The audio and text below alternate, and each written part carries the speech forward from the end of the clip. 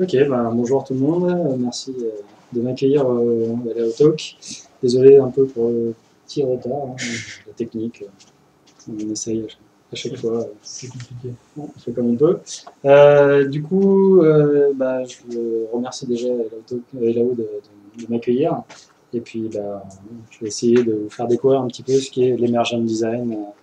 Et j'ai associé le concept de simplicité, qui n'est pas forcément univoque, mais en tout cas, je vais essayer de vous expliquer la façon dont je vois du code simple. Rapidement, pour me présenter, Clément Bouillet, je suis indépendant. Euh, je suis depuis 1 an et demi. Je travaille depuis 10 ans. Et pas comme les mecs, ça fait vraiment 10 ans. Euh, voilà, bah, du coup, je vous propose de démarrer sans plus attendre.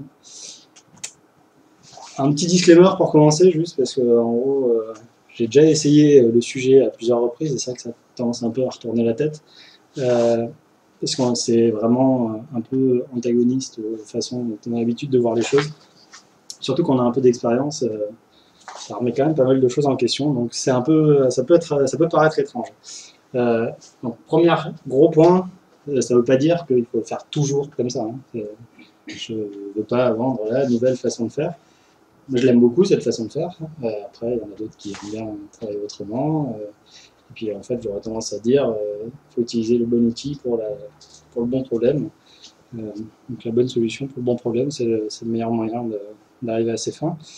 C'est pas non plus de jugement. Je vais un peu charrier des façons de faire classiques, mais c'est juste pour animer un petit peu le talk. Mais sinon, c'est pas du tout un jugement par rapport à ce que vous faites. C'est juste une option de ce qu'on peut faire. Je vais essayer de vous faire de chahuter un peu votre zone de confort aussi. Hein. Comme je dis, a priori, ça sort un petit peu des sentiers battus. Donc, enfin, même si on commence à entendre pas mal parler, ça peut bousculer un petit peu. Vous ne vous sentez pas agressé. Et puis, on va essayer de découvrir au passage quelques patterns. J'ai voulu appeler ça plus conception émergente que vraiment CQRS, DDD et outsourcing. C'est une façon de faire de la conception émergente. Donc on va d'abord regarder un peu ce qu'est la conception émergente et ensuite mettre un exemple avec du CQRS, du DD, du event sourcing. Donc en avant, c'est parti. Alors rapide, on essaye de faire un petit sondage en mode un peu qu'est-ce que vous faites aujourd'hui.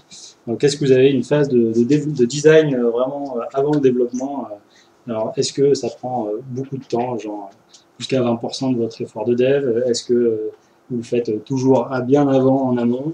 Ça, c'est la première façon de faire. Soit vous essayez de faire 2-3 schémas et puis après, vous dites on commence à développer et puis on y va. Mais on prend quand même déjà quelques choix initiaux. Ou est-ce qu'on laisse, on verra, on démarre et puis on fait ce qu'on peut et puis au fur et à mesure, on introduit des outils au fur et à mesure.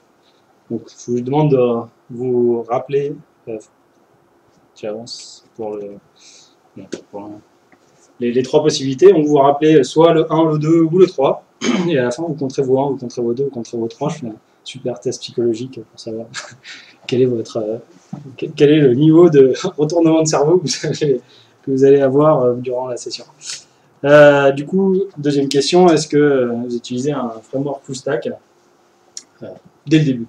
C'est-à-dire, je pose, donc je ne vais pas me faire d'ennemis, mais je pose un Symfony avec la totale, avec 200 bundles. Je démarre avec ça.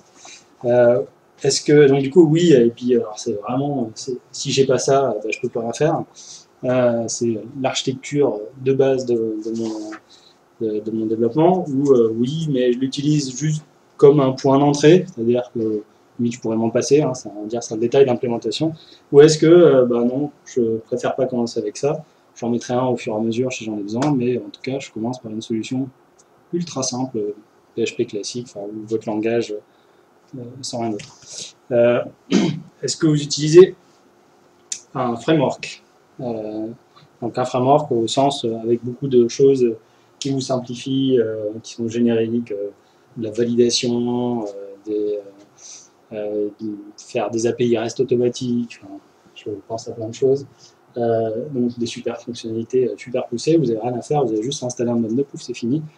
Ça c'est la première solution. Après, bah oui, le framework il me donne juste un point de départ et puis quelques règles pour démarrer. Ou non, je préfère librairie. Alors débat librairie framework, je ne sais pas si vous connaissez. on en parlera une autre fois. Et puis j'utilise des librairies si j'en ai besoin, mais sinon je fais du langage de base, sans aucun framework, sans rien, avec des choses. Donc comptez vos 1 et vos 2, hein, continuez. Est-ce que vous choisissez un outil qui va pour stocker vos données dès le début, hein. Moi, je parle toujours à chaque fois, c'est est-ce que vous faites le choix dès le début. Donc oui, alors le premier cas, c'est oui, bah évidemment, de toute façon, c'est même déjà choisi avant que je commence le projet, c'est-à-dire que je n'ai même pas le choix. C'est des standards, des normes, peu importe. Ou dès que possible, c'est-à-dire qu'on fait une phase de design et on choisit, on dit on va utiliser la base de données SQL Server, Postgre ou MySQL ou Oracle. Et puis mon modèle de base de données il est super important. Ou plus tard, c'est un détail d'implémentation, je le ferai quand j'aurai le temps. C'est peu importe, en fait, je peux passer 6 mois et faire plein de démos clients sans base de données. Et après, au niveau infrastructure, c'est la même chose. Est-ce que vous décidez tout de suite quelle est votre infrastructure? C'est-à-dire, dès le début, on vous a dit, vous aurez un serveur web, un serveur de base de données, on vous a déjà donné quelle était la taille de ces différents serveurs, ou vous essayez, on ne vous l'a pas donné, alors du coup, vous vous mettez le doigt dans le nez et puis vous essayez de voir, à peu près, il va me falloir ça comme serveur. Vous avez tendance à prendre des serveurs peut-être 3 fois trop grands pour en avoir un peu sous le coude quand même. Ou vous verrez bien, de toute façon, votre application est assez scalée horizontalement, donc vous rajoutez des serveurs et puis ça marche. Donc à la limite, vous démarrez avec un pauvre serveur, vous pouvez prendre un 286 dans un coin, ça pourrait marcher. Et ensuite, est-ce que vous faites du développement TDD? J'insiste, avec Test First. Est-ce que vous pratiquez ça tous les jours? Non, jamais, parce que c'est un gaspillage de temps. Plus ou moins, on essaye, on fait ce qu'on peut. Et oui, mon code est créé à partir des tests. Donc je fais toujours un test avant. Donc voilà, du coup, c'est le moment des résultats. Si vous avez une majorité de 1, vous êtes assez loin de la conception émergente. Vous avez fait énormément de choix dès le début. Donc en fait, émergente, elle est déjà là. Donc, conception est faite. Je vais essayer de vous montrer comment on peut découvrir un petit peu la conception émergente, au principe. Majorité de 2, vous n'êtes pas loin. Vous avez dû déjà commencer à tâtonner un peu les choses. Majorité de 3, vous êtes prêt pour un design émergent, voire vous en faites déjà régulièrement, tous les jours. Totalement. Voilà. C'était juste histoire de tirer un peu les traits un peu gras de ce que ça peut être la conception émergente. Donc, conception émergente. Alors pourquoi? Donc, on a déjà un petit peu vu les choses arriver. Pourquoi? En gros, c'est éviter les choix trop précoces. C'est de se dire, effectivement, est-ce que c'est une bonne chose de choisir sa base de données dès le début? Est-ce que quand je démarre un site de e-commerce, je sais exactement, alors, si j'ai l'habitude d'en faire, je rapplique toujours le même pattern, c'est autre chose, mais il y a même des cas qui peuvent être très particuliers. J'ai vu des sites de e-commerce où, en gros, ils n'ont pas tout à fait la même base produit. Il y en avait un, par exemple, tous les produits étaient uniques. Donc, il n'y avait même plus de notion de produit. Ils revendaient des stocks dans des magasins, des magasins réels. Ils récupéraient les stocks, donc tous les produits étaient uniques. Donc, ils traçaient les produits. Il avait des millions de produits en base. Donc, c'est plus la même chose que quand vous avez une nomenclature de produits avec des catégories bien définies. Donc, appliquer la même stratégie pour l'un et pour l'autre, peut se poser la question, est-ce que c'est une bonne chose? En l'occurrence, ça a été refait, ça a été retravaillé, le modèle a été revu. Il y a eu justement du travail à refaire là-dessus. Et donc, ce que je pense, c'est effectivement d'éviter, la conception émergente permet d'éviter un petit peu de prendre des choix trop précoces. Et puis en plus, des choix trop précoces, en fait, c'est des prédictions. On est vraiment très mauvais pour prévoir les choses. Parce que vous faites des chiffrages et vous êtes tombé pile poil à chaque fois bon sur vos chiffrages. Oui. Ouais, bien sûr. Même en avance. Personne ne dépasse, évidemment. Vous êtes toujours en avance. Donc le principe, c'est de se dire, on va essayer de garder, dans la conception émergente, de garder les options pour plus tard. Donc se dire, je vais essayer de développer de façon à pouvoir faire le choix plus tard. Et éviter d'avoir trop de trucs dans les pattes des barrages. Donc comment on fait? Alors déjà, premier truc, ça rappelle un petit peu le talk d'Emeric sur les contextes, éviter d'avoir trop de dépendance dans tous les sens. En fait, les dépendances, c'est des choses que c'est un peu un boulet à tirer, les dépendances. Donc avoir trop de dépendance, ça vous rend difficile le fait de changer les choses après, quoi. D'évoluer avec le produit qui évolue, les besoins qui évoluent. Donc, éviter d'avoir trop de dépendance. Le code sera plus simple. Donc, je ne sais pas si vous connaissez Kiss, vous parle. Simple Stupid. Ouais, ça peut être vite dévié, hein, le Kiss. Dire, bah, le plus débile, c'est je prends un fichier .php et je mets tout mon code SQL, binding, je mets des balises HTML au milieu du PHP, tout ça. Puis c'est simple. Bon, je n'irai pas jusque-là quand même. Hein. Éviter des composants trop génériques. De mettre des composants génériques dès le début. En fait, on n'a pas exploré on n'a pas encore exploré toutes les demandes du métier. Donc, tant qu'on n'a pas tout exploré, mettre des composants génériques dès le début, en fait, potentiellement derrière, ça va être des freins. Ah non, c'était pas le bon composant générique, alors maintenant il nous fait galérer. Et du coup, on est obligé de faire des tours dans tous les sens. Et en plus, potentiellement, vous n'allez pas les utiliser. C'est-à-dire que vous avez mis un composant générique qui est juste compliqué, et puis en fait, vous n'allez pas en avoir besoin. Si vous connaissez Yagni, you're not gonna need it. Vous n'allez pas en avoir besoin.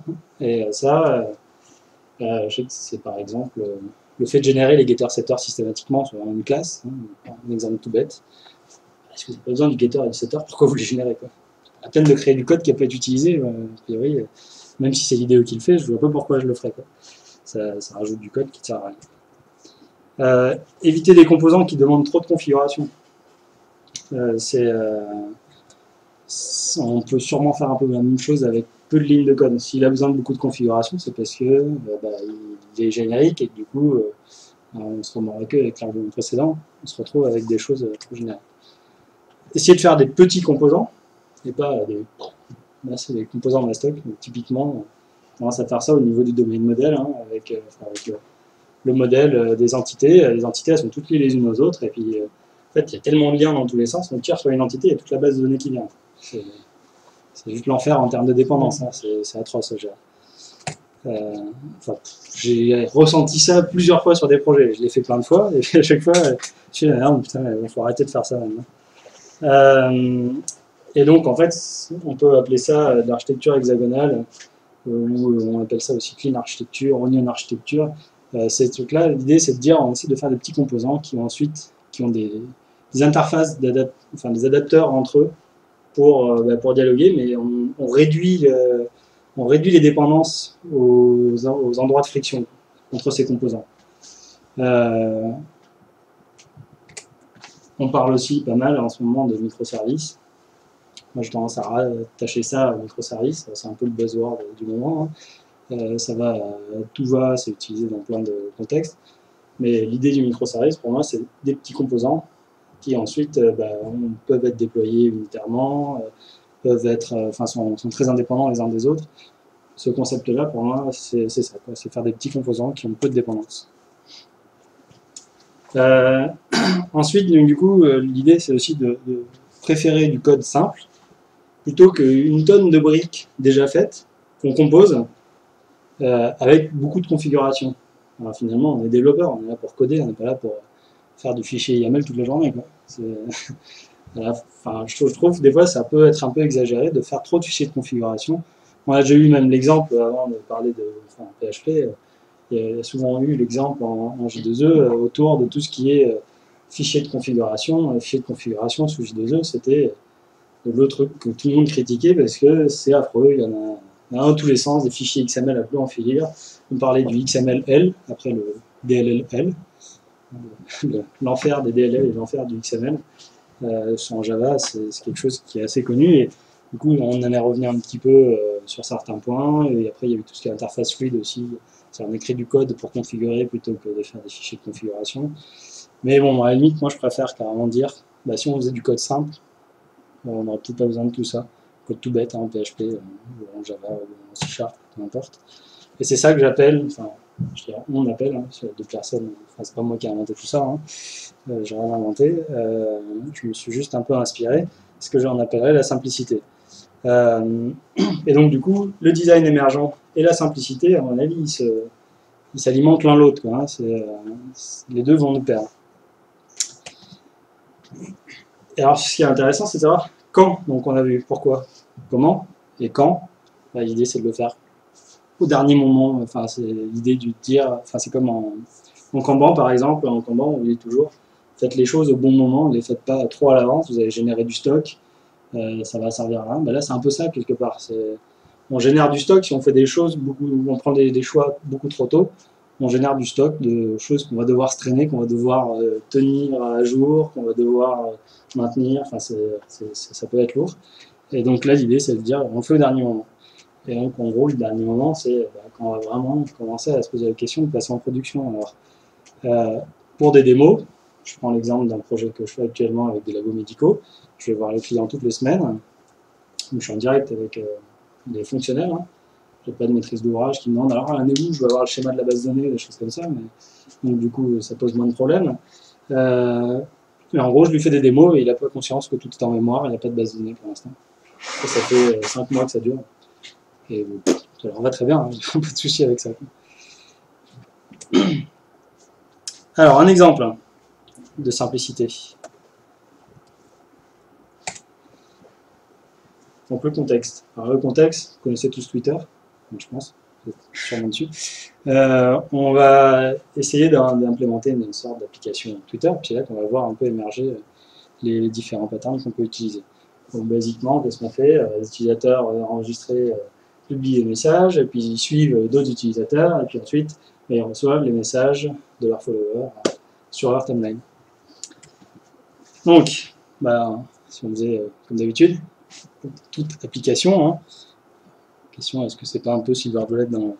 On va commencer par faire un bon diagramme de classe statique avec un schéma UML ou des entités Memories ou des tables SQL.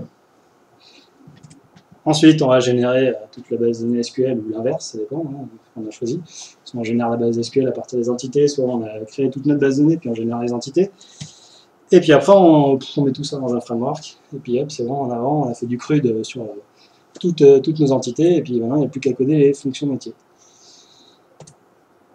Ouais, c'est pas ce que j'appelle simple. Pour moi, en gros, vous avez pris déjà énormément de décisions sur le modèle. Changer ce modèle, ça va être compliqué. Et c'est ce que des personnes ont commencé à appeler accidental complexité. La complexité accidentelle, l'idée c'est de dire, vous avez rajouté plein de choses. Pour l'instant, ça semble simple, mais au fur et à mesure que ça va avancer, ça va être de plus en plus des choses à éviter, des choses à contourner. Et donc en fait, c'est accidentel parce que vous n'avez pas fait exprès de mettre cette complexité. C'est une complexité qui à un moment va vous tomber sur le coin du nez et va vous embêter pour avancer. Donc moi, ce que j'aurais tendance à dire, c'est qu'on commence par les features. Bon, les utilisateurs, ils ne veulent pas du CRUD, donc on commence pas par faire tout le CRUD possible et imaginable. On commence par faire juste des fonctionnalités. Donc, on les décrit avec un test, on développe la solution la plus simple, sans détail d'implémentation, c'est-à-dire sans base de données typiquement. On met une abstraction, hein, au début on met une abstraction, et puis du coup il n'y aura plus qu'à changer l'implémentation de l'abstraction. Et puis on fera ça plus tard, l'implémentation avec une base de données la bonne, on choisira plus tard. Donc là dans notre cas, pour Twitter par exemple, on veut afficher les derniers messages d'un utilisateur sur sa timeline. Enfin, les messages de sa timeline. Donc typiquement, là, je vais faire un petit schéma. C'est un petit bout, hein, vous allez voir le gros truc à la fin. Donc il y a un utilisateur, je dessine très très bien, hein, je suis très satisfait de mon dessin. Hein, on reconnaît bien l'utilisateur. J'aurais pu mettre les yeux quand même. Mais du coup, l'utilisateur, il a une page qui est affichée. Donc c'est ce qu'il demande, hein, il veut afficher sa timeline. Sur sa timeline, il veut des informations. Ces informations, je vais lister ce que j'ai comme information. Donc sur un tweet, j'ai quoi? J'ai l'auteur, j'ai la date, j'ai le contenu. J'ai le nombre de retweets, le nombre de favoris. Et puis après, j'ai des boutons d'action. Okay, pour retweeter, pour reply. Ça, on mettra après. Ce sera quand on cliquera dessus, il faudra faire l'étape d'après. Donc déjà, pour afficher ça, qu'est-ce qu'on fait? On fait un objet qui contient ces champs-là. Et on fait un petit repository. Un repository, c'est un objet qui gère une collection de cet objet-là. Une liste, quoi. Et c'est une abstraction. On va créer une abstraction. On se base sur une interface et l'implémentation. On commence avec une implémentation en mémoire. On ne peut pas faire plus simple. Donc ça fait une vue combined avec un moteur de template, là, on va peut-être quand même utiliser un moteur de template, hein. Peut-être pas vous demander de faire du binding de HTML à base de concaténation string, ou de replace et de regex ou des choses comme ça. Donc, quand même utiliser un moteur de template. Donc une vue avec un read model. Donc le read model, c'est le DTO, hein, Data Transfer Object. Donc un objet tout bête avec des getters. Pas besoin de setter pour l'instant. Sur l'objet, j'ai juste besoin de récupérer les infos. Et ça représente exactement ce que je veux mettre dans la vue. Donc c'est facile à faire en TDD et en gardant les options. Donc on s'en moque de où les données sont stockées. On va mettre une interface pour notre repository. Et puis on va commencer avec une implémentation qui est une implémentation en mémoire. Ensuite, on n'a pas de dépendance sur un modèle qui aurait été prédéfini au départ. On a créé le modèle pour cette vue. Donc il est dédié, hein, et on ne va pas se traîner 50 dépendances, qu'on va en faire d'autres des vues, on fera d'autres modèles. L'idée, c'est d'essayer de ne pas chercher toujours la réutilisation. Parce que la réutilisation, des fois, peut être un petit peu... on connaît le dry, don't repeat yourself, mais des fois, pousser un peu trop à l'extrême, c'est pire que mieux, parce que ça crée énormément de dépendance, et c'est pas forcément la meilleure chose. Puis en effet de bord, hein, cacher ça, ce sera très simple. Alors, finalement, à la limite, on pourrait dire que l'implémentation, c'est mon cache. Hein. Un cache, même cache. C'est-à-dire que la base de données qu'il y a derrière, dans l'implémentation du repository, bah, ce sera, je tape dans même cache. On va voir comment on la met à jour après, hein, cette base. Donc là, on arrive sur la deuxième fonctionnalité. Je publie un message. Parce que pour alimenter ma timeline, il va falloir quand même que j'ai des messages qui arrivent. Donc là, c'est le haut du dessin d'avant. Et sur le haut du dessin d'avant, ce que vous avez, c'est en entrée une commande, c'est ce que demande l'utilisateur de faire. Donc en l'occurrence, publier un message. Éventuellement, on passe par une couche de service qui pourrait faire XY choses, mais pas trop de choses. Éventuellement, juste coordonner différents objets. On va avoir un domain model, donc ça c'est une classe. Dedans, dans le domain model, on parle par exemple de classe d'aggregate root. Donc le domain model, c'est l'ensemble de mes aggregate routes, classés par contexte, on sépare un peu les choses. Et ces agrégats, ce qu'ils vont faire, c'est qu'ils vont lever des événements. S'ils sont OK, s'ils disent OK, bon, il y a un message published, on me demande de publier un message, j'envoie un événement, le message a été publié. OK, donc action, réaction, je demande à Infinity quelque chose au départ, et puis lui, il me répond oui, c'est bon, ça a été fait. C'est tout ce qu'il fait. Il ne s'occupe pas d'aller sauvegarder en base, machin, tout ça. Hein. Il s'en fout de ça. Tout ce qu'il fait, c'est on passe typiquement, soit on récupère la liste des événements en sortie de la méthode, et puis du coup ces événements après on va les persister. Du coup on peut remonter ça un petit peu dans des couches d'infra. Soit on lui passe en paramètre un objet qui permet d'envoyer les messages, de sortir les messages, quoi, de les publier. Et donc du coup au final, bon, j'aurais presque dû cacher l'event store. Hein. L'event store, on va stocker tous ces événements-là. C'est-à-dire qu'au lieu de stocker l'état actuel du système, on va stocker tout ce qui est arrivé dans le système. Donc les événements successifs qu'il y a eu dans le système. Et à partir de ces événements, bah, du coup, on se pose des questions à un moment donné. Donc ça, c'est le plus simple qu'on puisse faire, enfin je pense. Et ça, quand j'entends en coding dojo, on me dit « Ah, mais là, ce qu'on est en train de faire, ça n'a rien à voir avec la VRM. » Ça, moi, je vais le faire en coding dojo, il n'y a pas de souci, quoi. Hein. Pas besoin d'un ORM et compagnie. Non, il n'y a que du code, là. Il n'y a rien d'autre. C'est d'ailleurs pour ça que je fais faire ça à des étudiants en UT. Il n'y a que du code, et du coup, je me dis, bah, pas besoin de leur apprendre 50 frameworks pour qu'ils arrivent à faire quelque chose. Ils font juste du code. Donc c'est facile à faire, toujours en TDD, on se moque toujours de où sont stockés les événements. Donc en mémoire, c'est très bien. Il n'y a pas de dépendance sur un modèle quelconque aussi au départ, c'est même pas, ça n'a rien à voir avec le premier. Peu importe où la fonctionnalité est déployée, les dépendances n'y sont pas, donc du coup on peut découper les composants après et les déployer à différents endroits. Pas du tout contraint par ça. Et puis du coup, ce qu'on peut faire, c'est utiliser l'event sourcing, donc c'est de stocker les événements, c'est ce qu'on appelle l'event sourcing finalement. Donc là, vous avez déjà commencé à voir l'event sourcing. Finalement, on stocke les événements. Et puis après, en fait, ce qu'on fait, c'est que on peut reconstruire nos objets, on reprend les événements et après on réapplique, on essaye de vérifier si on peut passer à l'étape suivante. Est-ce qu'on publie un autre événement sur la base de tout ce qui s'est déjà passé. Et on a aussi vu le CQRS finalement, parce que là on a fait une commande, on a publié un message, et juste avant, on a fait du query, on a demandé les messages à afficher sur la timeline d'un utilisateur. Et vous avez vu, on a utilisé deux modèles différents. On a séparé le commande et le query. Donc séparé parce que CQRS c'est command query, responsibility segregation. Donc on a séparé les responsabilités de commande et de query, de lecture et d'écriture en fait. Non, je fais n'importe quoi. Ouais, c'est ça. Ouais, bah, vous allez me dire, mais du coup, il y a bien un moment où il faut que les deux ils soient dépendants, quoi. Hein.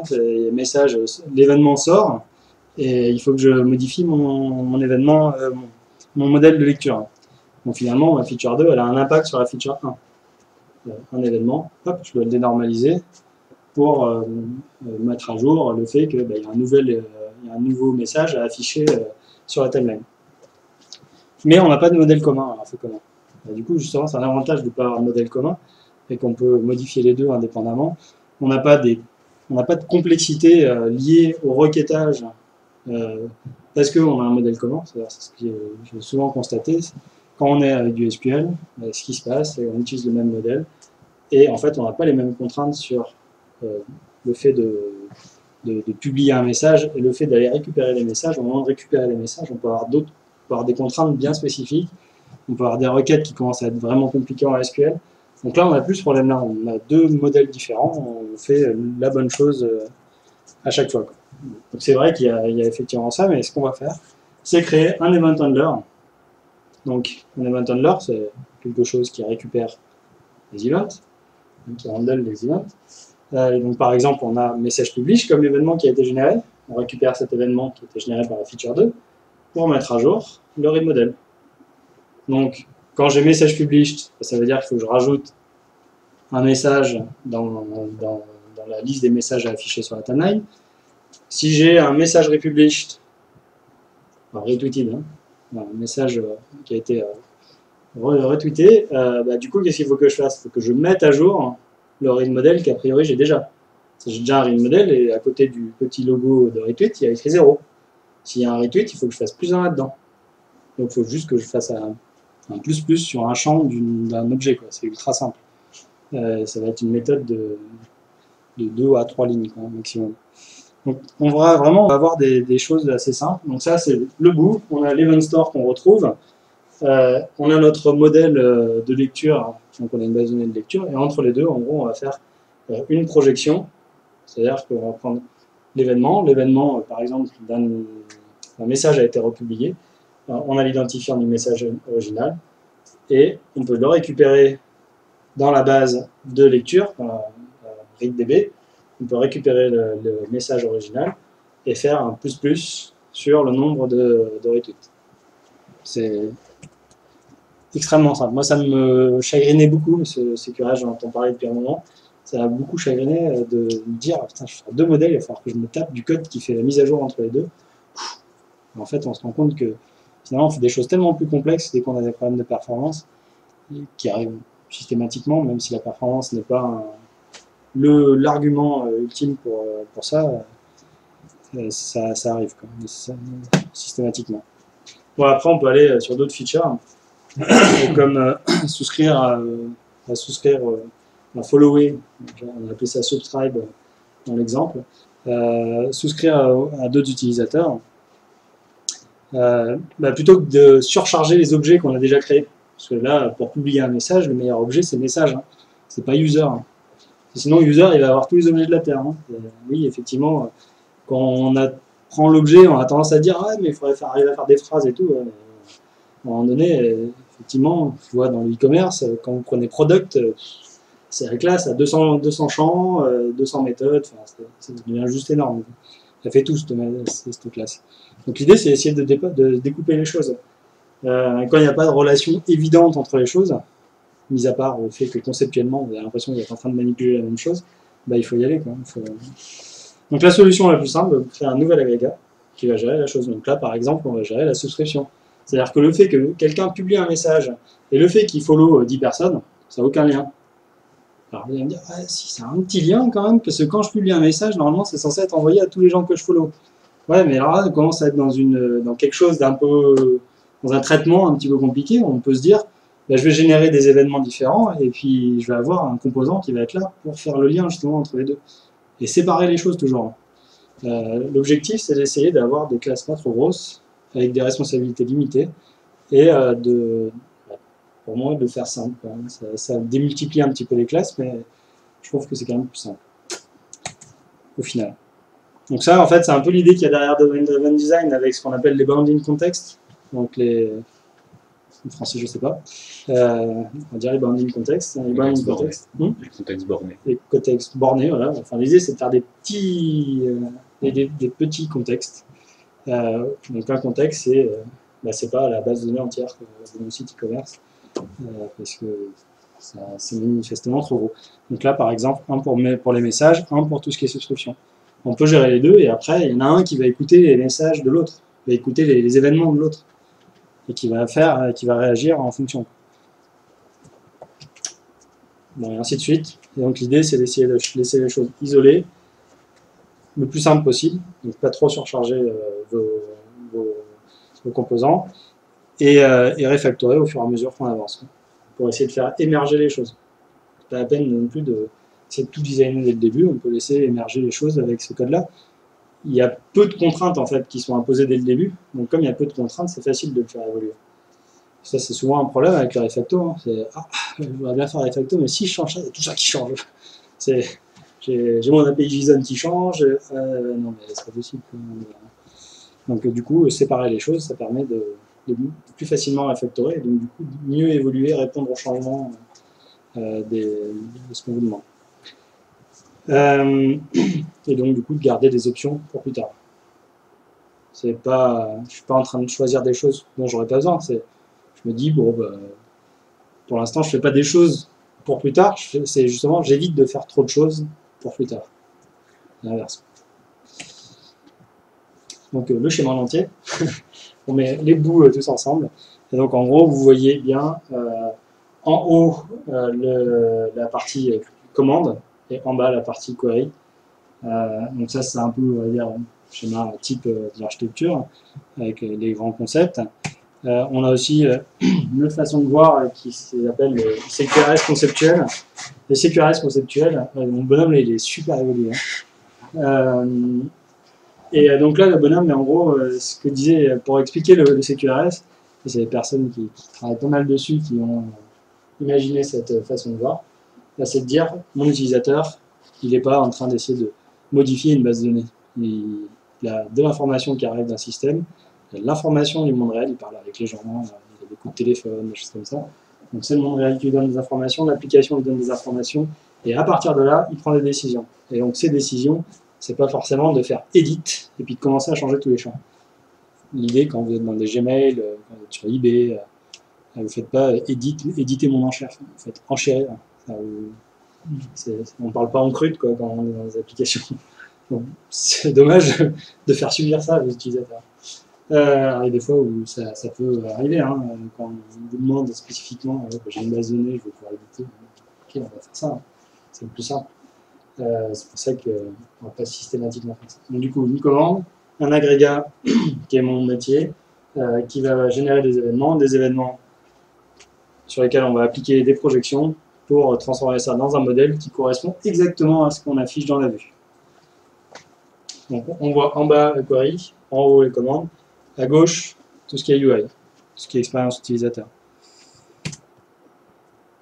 Bon voilà, là on a déjà fait un bon tour, un exemple de truc. Ce que je vais vous donner c'est 2-3 tips sur, je sais pas où j'en suis au niveau temps. Je suis déjà bien. Un peu de temps, mais... donc quelques tips, je dis on the road to software craftsmanship, parce que c'est mon dada, le software craftsmanship. Le software craftsmanship, c'est en gros c'est dire qu'on n'est pas une industrie, mais c'est plus de l'artisanat ce qu'on fait. On fait un prototype à chaque fois. Hein. On n'est pas en train de produire en série, on est en train de produire juste le logiciel qui va être en prod, quoi. C'est en prod que c'est en série. Là, en série, le logiciel, il produit de la donnée, quoi. Ça c'est vrai. Donc la prod, c'est une fois que c'est en prod. La prod de l'usine, quoi. Et donc nous, quand on est en train de construire, on est plus dans une démarche où il faut qu'on essaye de tâtonner. Bon, c'est un autre sujet, hein, on va pas aller trop loin là-dessus. Alors, peut-être juste un conseil, éviter certains projets, hein, les projets où il y a des kilos de documentation, avance, des specs, 200 pages, c'est l'enfer. Ça va être difficile tout de suite d'appliquer une démarche émergente, parce que vous avez déjà plein de contraintes qui vous sont définies, surtout quand c'est un niveau de détail très très important. Et puis en plus, souvent ce que ça fait, c'est que ça a déjà pré-mâché les besoins utilisateurs, et que vous n'êtes plus vraiment dans le besoin utilisateur, on a une espèce de traduction par quelqu'un qui ne connaisse pas grand chose à votre métier et qui a essayé de faire une traduction comme il pouvait, quoi. Bon, pour arriver à ça aussi, je pense qu'il faut pratiquer pas mal, parce que pratiquer, c'est faire des katas, tous les matins, vous faites un kata, il y en a qui font ça, j'y arrive pas, hein, mais je conseille quand même. Donc il y a des katas qui permettent de s'exercer sur des petites pratiques de développement. Aller au coding dojo, c'est peut-être plus facile ça. Une fois par mois, il y a des coding dojo sur Lyon. Le prochain, c'est dans 2 semaines. Voilà, n'hésitez pas à venir. On essaiera peut-être de faire un truc d'ailleurs autour de CQRS et des DD. Ouvrez votre esprit, hein, restez pas enfermé dans votre zone de confort. Faut en sortir, participer à des événements, des conférences, des meet-up, des Hello Talk évidemment. Donc continuez tout ça, lisez des blogs, participez aux communautés, et puis une fois que vous aurez engrangé un peu d'informations, essayez de leur donner aussi à la communauté, c'est juste fabuleux je trouve qu'on partage tout ça. Donc non, c'est ça, c'est un peu avec, hein, sortir de sa zone de confort. Parce que dans la zone de confort, c'est toujours la même chose, c'est un peu monotone. Peut-être qu'il y a des choses magiques qui peuvent apparaître à côté. Donc il ne faut pas s'arrêter aussi avec ses compétences. Ces compétences, elles vont peut-être devenir obsolètes rapidement, hein, surtout dans notre domaine. Donc regardez ce qui se passe à côté, explorer d'autres technos, explorer d'autres façons de faire. Et donc la culture du software craftsmanship, j'en remets une couche. Vous pouvez lire plus sur le sujet. Vous n'allez pas obtenir de certification, vous n'allez pas. Enfin, j'aurais tendance à dire, c'est un peu comme l'agilité, hein. On n'en fait pas, on l'est, on essaye de l'être, on fait ce qu'on peut, on essaye de s'y mettre et de faire les choses autrement, on va dire. D'ailleurs, donc il y a un manifeste qui est venu en plus du manifeste agile, puis il y a des gens qui se sont dit, aller encore plus loin, on va reprendre le concept agile parce qu'on trouve que l'agile a été dévoyé, alors du coup on crée un autre truc. Ça vaut ce que ça vaut, comme manifeste, mais en tout cas je trouve que le concept derrière est intéressant. Faire attention avec les méthodes classiques, parce que faire de l'emergent design sur un projet au forfait où toutes les phases sont super cadrées, vous avez des specs à sortir et tout, c'est un peu délicat quand même, ça pourrait vraiment mal se passer. Et finir en énorme bordel parce que vous n'aurez pas le temps de refactorer, vous n'aurez pas le temps de modifier les choses, donc ça va vraiment être la cata, et après on va dire ah voilà, on a encore fait du grand n'importe quoi, on a fait de l'extrême programming, tout le monde va balancer tous les mots qui peuvent jeter à la poubelle au passage. Non, oui, il faut le faire correctement évidemment, je ne vais pas tout dire, on le fait à l'arrache. Si vous voulez essayer vous-même, on a fait un atelier au Mixit avec 3 autres collègues, et du coup l'atelier est disponible sur le site, il y a quelques-uns à la salle qui y étaient. Je sais pas, ils diront sur Twitter si c'était bien ou pas. On l'a en plusieurs langages, en C#, en Java, en JavaScript, en PHP, puis on essaierait peut-être de le faire dans d'autres langages. Donc, finalement on s'est dit c'est pas mal, ça peut être fait plus ou moins tranquille dans son coin, à la limite en lisant ça peut peut-être donner un peu de contexte pour l'atelier, parce que l'atelier on les a un peu... On a dit ouais hop, vous avez du code, démerdez-vous. Donc c'est un peu ce qui va vous arriver si vous allez sur GitHub, ça va vous faire bizarre. Essayez quand même, ça vous permettra d'essayer CQRS, Event Sourcing, enfin ce que j'ai raconté, là, vous pouvez essayer. Il y a un élément intéressant qui va avec, c'est l'event storming. Donc l'event storming, c'est une pratique totalement déconnectée avec des post-it où on va essayer de commencer par trouver les événements qui apparaissent dans notre système. Et du coup, ça met dans une zone d'inconfort juste inimaginable. C'est-à-dire que d'habitude, on se dit, oh alors moi dans mon truc, j'ai des produits, j'ai des clients. Là, c'est un client a commandé un produit, a mis au panier un produit, un client a augmenté le nombre d'éléments dans son panier, a validé son panier. C'est des choses comme ça qu'il va falloir découvrir. Et pas forcément tout de suite se dire quelles sont mes entités, mais je commence par les événements. À partir des événements, je remonte aux commandes. Une fois que j'ai les commandes et les événements, j'essaie de les regrouper un petit peu autour d'une notion d'agrégat. Et ça permet en fait de découvrir un petit peu le métier et de se dire, ah tiens, je peux commencer à voir un peu apparaître les différents contextes, de commencer à séparer les choses, à me dire, ah non, ça n'a vraiment rien à voir avec ça. Et puis on peut faire ce genre d'atelier, vu que c'est avec des post-it, on peut faire ce genre d'atelier avec des gens métiers. Voilà, c'est vraiment un super outil. Il y a plein d'éléments sur Internet. Je vous ai mis le lien de la personne qui a inventé la chose. Et voilà, c'est fini. Merci beaucoup. C'était long, peut-être un petit peu. Fouille, hein. C'était cool. Non, c'était cool. J'espère que c'était pas trop dense. Je sais pas s'il y a des questions.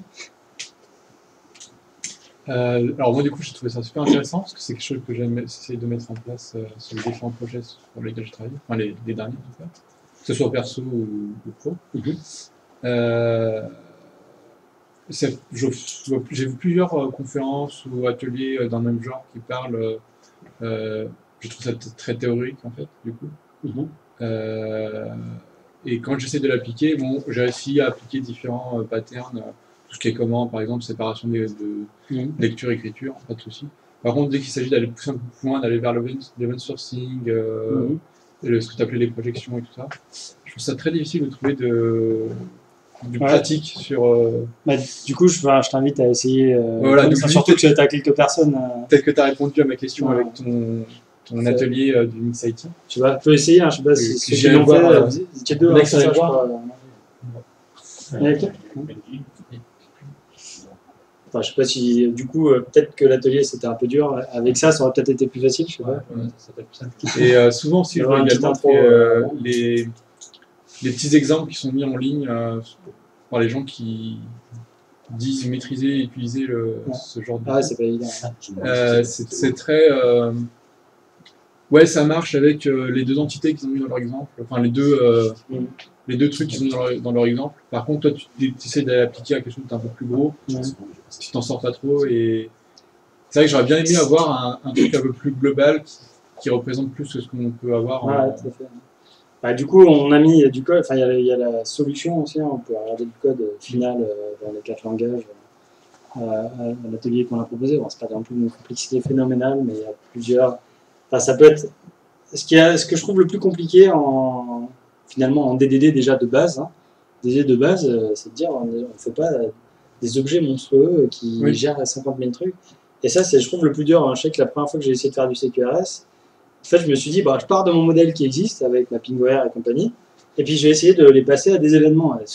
C'était d'une complexité mais hallucinante. Mes objets étaient déjà gros, parce que ça faisait 6 ans que le truc existait, et ça a été dur. C'était vraiment, enfin, ça devenait compliqué. Et en fait, en séparant vraiment, donc c'est mieux quand on a une page vierge, hein, en séparant les objets dès le début, de dire, voilà, par exemple, les messages et le fait qu'il y ait des followers, ça n'a rien à voir, ce qui peut paraître un peu choquant au début. Je pense que c'est une des clés, c'est d'arriver à pas forcément partir sur notre modélisation qu'on avait l'habitude de faire et de se dire, je vais prendre les mêmes et je vais juste leur mettre des commandes et des events dessus. Ça, j'ai l'impression que ça marche pas bien. Enfin, c'est le ressenti que j'ai eu en essayant de l'appliquer. Moi, je suis reparti de zéro à chaque fois parce que essayer de repartir de l'ancien modèle pour inclure ça, c'est sûr que ça fonctionne. Voilà, c'est ça. Donc c'est ça peut-être le plus dur, c'est d'arriver à trouver les bonnes entités. Alors l'event storming peut être très intéressant. Hein. Je sais que là, on ne l'a pas fait sur le projet, je vous parlais tout à l'heure, hein, pour les laboratoires médicaux. On est deux, on a déjà expérimenté un petit peu, mais on est toujours en train d'expérimenter, hein, finalement. Je suis loin d'être expert sur le sujet. Et donc du coup, ce qu'on voit, c'est au fur et à mesure, on se pose des questions qui finalement relèvent quasiment du métier. Et on se dit, ah putain, finalement, ça aurait été bien d'avoir quelqu'un qui connaît bien le métier, de pouvoir discuter avec lui, de placer des post-it, de commencer à identifier les bons objets, parce que là, des fois, on se dit, on a choisi le mauvais objet, quand on y allait un peu trop vite. Et on n'a pas construit les bonnes entités, les bons agrégats. Parce qu'entité, c'est agrégat dont on va parler. Voilà, c'est vraiment un point crucial. Ouais.